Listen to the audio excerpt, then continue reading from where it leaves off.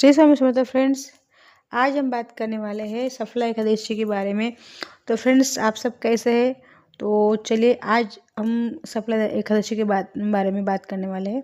2025 में पड़ने वाली सफला एकादशी, इसकी क्या नियम है और हमको चावल नहीं खाने का कारण क्या है। ये कृष्ण पक्ष की एकादशी होने वाली है, तो इसकी क्या तिथि है और इसमें इसका समापन की तिथि क्या होगी, उसके बाद ही इसका पारना का समय क्या होगा, हम सब कुछ बात करने वाले हैं।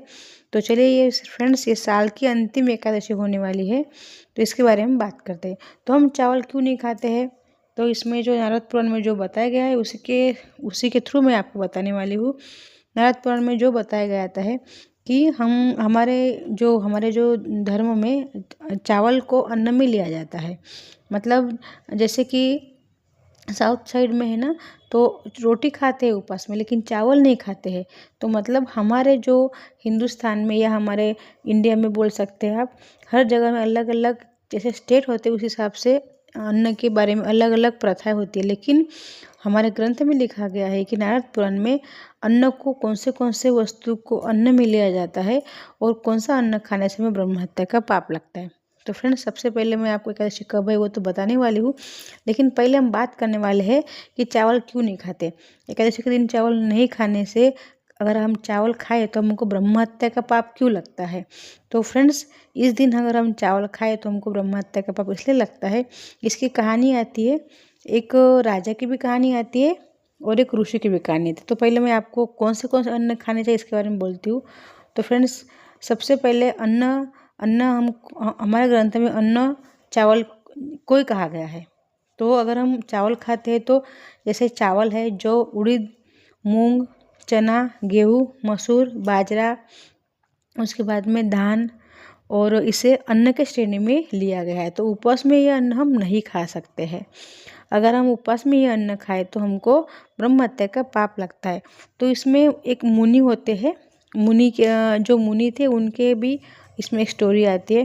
मुनि ने ही कहा था कि अगर आप मुनि के दिन, अगर मुनि को जो उनके जो मतलब उनकी जो हड्डियाँ थी और उनका जो रक्त मांस था, उनसे जो जो चीज़ बनी गई थी, चावल बने गए थे, उसके बाद में मसूर की दाल, रक्त से मसूर की दाल बनी गई थी, और गेहूँ उनके हड्डी से बने थे, चावल उनके नीचे के भाग से मतलब पैरों से बने थे, हड्डी, मांस, रक्त से। इसलिए ये अन्न हमको खाना नहीं चाहिए। और चावल, खासकर चावल उपवास के दिन, एकादशी के दिन ही नहीं खाना चाहिए। तो जो अन्न बिना हल जोते उगते हैं वो अन्न हम खा सकते। तो बिना बैल जोते जो हम अन्न खाते हैं उसको वो कौन सा अन्न है, वो तो भगर है, फिर जंगली धान है, इसे हम ग्रहण कर सकते हैं। तो इस तरह से हमारे ग्रंथ में लिखा गया है। तो फिर अगर हमको उपवास है तो हम क्या कर सकते हैं, उपवास में हमको फल खा सकते हैं, हम दूध पी सकते हैं। नमक चाहे फलारी नमक हो, सेंधा नमक हो, नमक नमक में ही लिया गया, इसको राम रस कहते हैं। नमक खाना ही नहीं चाहिए एकादशी के दिन में। हाँ, अगर आप बीमार है, आपसे नहीं होता है तो आप खा सकते हैं, लेकिन आप दवाई ले सकते हैं, दवाई या दूध और फल के साथ भी आप ले सकते हैं। और इसमें विष्णु जी ने ही कहा था, विष्णु भगवान ने कहा था, जब एकादशी माता उत्पन्न हुई थी ना, तो एकादशी माता ने कहा था, एकादशी माता को जब एकादशी माता मारने के लिए, नूर दैत्य को मारने के लिए गई थी, क्यों तो भगवान विष्णु को मारने के लिए आए थे राक्षस। तो ये मूर दैत्य था, तो मारने के लिए आए थे विष्णु भगवान को। तो एकादशी माता उत्पन्न होके उन्होंने क्या किया, दैत्य का नाश कर दिया, मूर दैत्य का। तो उनकी हत्या हो गई। तो उनके शरीर में से तो पाप बाहर निकले, तो पाप प्रकट होकर बोल रहे कि मैं कहाँ जाऊँ, अभी तो उनका शरीर तो नष्ट हो गया है, लेकिन जो पाप उत्पन्न हुए उनमें से जो पाप बचे वो कहाँ जाएंगे। तो उन्होंने भगवान के चरणों में गिर के भगवान से प्रार्थना की, भगवान आप तो सबको स्थान देते हैं, सबकी मनोकामना पूर्ण करते हैं, मुझे वरदान दीजिए, अब मैं कहाँ जाऊँगा, मेरे रहने का स्थान तो आपने छीन लिया। तो भगवान बोले, अच्छा तो तुम्हें रहने का स्थान चाहिए तो तुम अन्न में वास करो। तो उन्होंने कहा कि मैं कौन से अन्न में वास करूँगा। तो उन्होंने कहा, एकादशी के दिन जो लोग अन्न खाते हैं ना, उस अन्न में तुम वास करो। इसीलिए आप उपवास करें या ना करें, आपको एकादशी अन्न नहीं खाना चाहिए।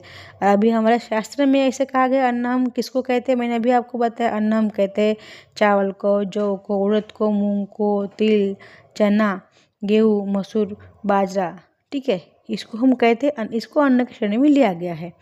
मतलब अन्न की प्राथमिकता अगर आप देखे गई जाए हमारे ग्रंथों में तो चावल में आ गई है। तो इसीलिए जो लोग भी उपवास करते हैं वो इस दिन अगर उपवास नहीं भी करेंगे तो कम से कम चावल ना खाए।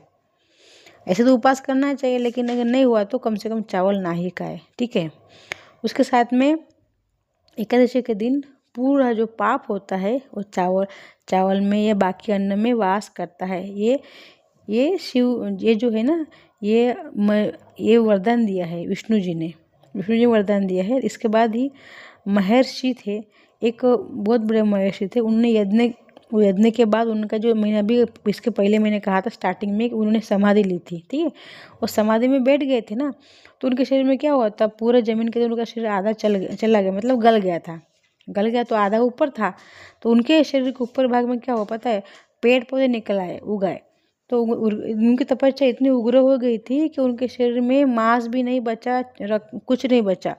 तो पेड़ पौधे उगाए, तो उनमें से उनके मांस से चावल उगे। मैंने पहले ही बताया था, रक्त से मसूर की दाल, हड्डी से क्या बनी, हड्डी से जौ, ऐसे उत्पत्ति होगी। तो महर्षि मेधा जो थे ना वो ब्राह्मण थे, तो आप समझ सकते हैं, इसीलिए ब्रह्म हत्या का पाप हमको लग जाता है।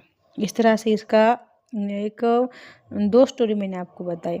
तो अभी आपको बोले क्या खाना है, तो मैंने पहले बताया आपको फ्रूट दूध खाना है। कट्टू हमें पता है, कट्टू मिलता है हिमालय में, बहुत लोग खाते हैं कट्टू, तो आप कट्टू खा सकते हैं। और आप जो अपने आप मतलब बिना बोए का मतलब होता है जैसे कि हम खेती करते हैं ना, तो कुछ क्या अपने आप उगाता है। कट्टू ऐसा है, एक अपने आप उगाता है, इसलिए ये कट्टू खा सकते हैं। और इसको कोई जोतता नहीं है। तो तब इसमें एक स्टोरी है, पहले क्या हुआ था पता है, हिमालय राजा की जैसे पहले बहुत दुष्काल पड़ गया, तो लोगों को खाने के लिए अन्न ही नहीं रहा था। तो हिमालय राजा के यहाँ पे कट्टू नाम का एक, जो मैंने बताया ना, वो अनाज उगा था। तो इसे खाने से ये अच्छा माना गया है, और यही हिमाचल प्रदेश में लोग खाते हैं। ये हिमालय के गोद में होता है ये। तो ये लोग अभी खेती करते हैं, लेकिन ये बिना खेती के अपने आप उगाया था, तो इसको हम खा सकते हैं। तो कंदमूल खा सकते हैं, सिंगाड़ा, मोरधन, घी, तेल खा सकते हैं। तो इसलिए मैंने आपको बताया क्या खाना चाहिए क्या नहीं, और अगर ब्राह्मण आपको दिए प्रसाद तो आप खा सकते हैं। इस प्रकार से फ्रेंड्स मैंने आपको बताया, सब शास्त्र के अनुसार बताई गई आप चीज़ खाइए। और सफला एकादशी प्रारंभ होने वाले 14 दिसंबर को, रविवार को रात को 8:19 से। एकादशी तिथि समापन होने वाली है 15 दिसंबर को, सोमवार को रात को 10:49 पर। तो व्रत करना है 15 तारीख को सोमवार को, और पारना करना है 16 को 7 बजे से 9 बजे तक आप कर सकते हैं। तो साल के अंत में एकादशी फ्रेंड्स, श्री स्वामी समर्थ।